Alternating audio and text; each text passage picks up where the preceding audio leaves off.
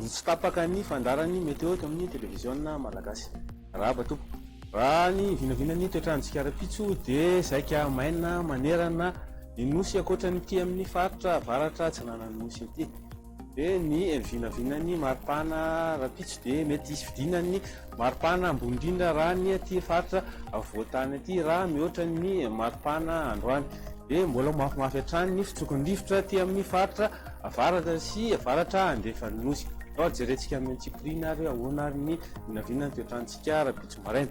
Ny ankapobeny dia saika andrahoana ny aty amin'ny faritra atsananan'ny nosy aty, zany hoe avy aty amin'ny faritry Savatra aty faritra nosy aty dia mahazo amin'iny faritra Hotomatsiatra sy Amorony maniny fa mety hisy orana malefaka ny distrikany Mananjary sy Manoro iny. Faritra sisa zany dia baka ny masoandro.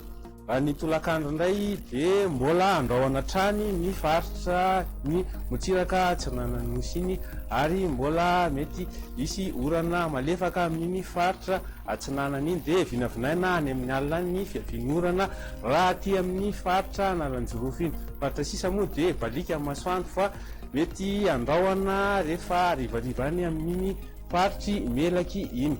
Raha ny vinavinany maripanantsika rapitso maraina indray dia ny aty avoatany zao dia 9 degré celsius amin'iny Vakinankaratra iny, 10 Hotomatsiatra, 10 Analamanga, eo amin'ny 12 degré celsius. Raha ny aty amin'ny faritra Atsimonosy aty izay dia tafakatra hatrany amin'ny 13 degré celsius aty amin'ny faritra avaratra andrefan'ny nosy iny. Raha ny tolakandro dia hoe misy vidinany kely ny maripana rapitso raha ny aty avoatany dia vinavinaina rafidina hatrany amin'ny 9 amin'ny faritra Hotomatsiatra iny dia tafakatra hatrany amin'ny 14 degré celsius zany maripana ambony indrindra izay amin'ny faritry Boeny, Betsiboka sy Sofia iny. Izao ndray ary ny vinavinany toetrandro amin'ireto tanan-dehibe ireto. Balika ny masoandro any Paris andrahoana any Nairobi ary mety hifandimarona sy masoandro raha any Johannesburg. Ny toetrandro amin'ireto nosy manodidina antsika reto indray dia ibalika ny masoandro any Maurice sy La Réunion.